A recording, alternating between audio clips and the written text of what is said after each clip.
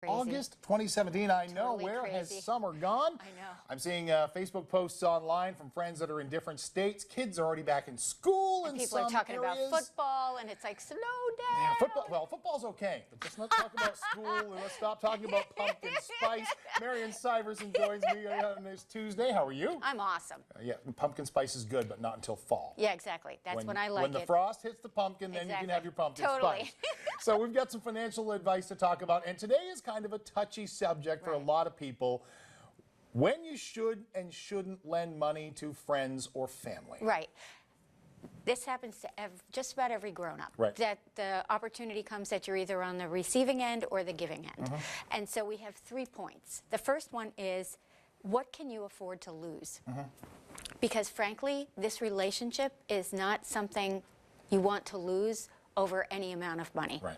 So you have to kind of see it as gone and have to be okay with that, because you don't want to sit around Thanksgiving dinner Exactly. and have to have this hanging, because there is a guilt that the person who owes money feels, and it doesn't go away, and it compounds and puts up obstacles in relationships. So what can you afford to lose? Right. That's the first point. Second point is, make it official.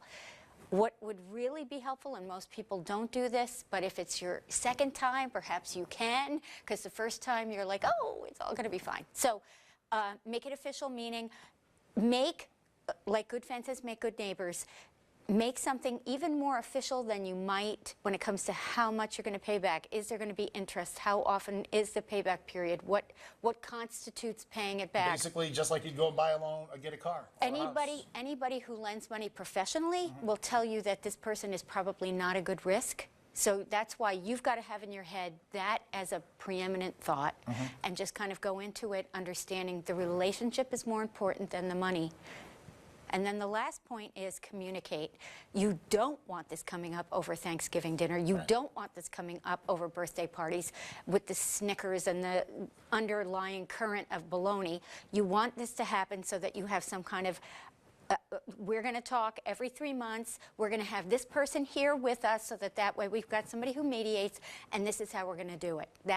Those kinds of things help you go the extra mile, because even a bank has an official payback. Right. We don't do that. We just say, sure.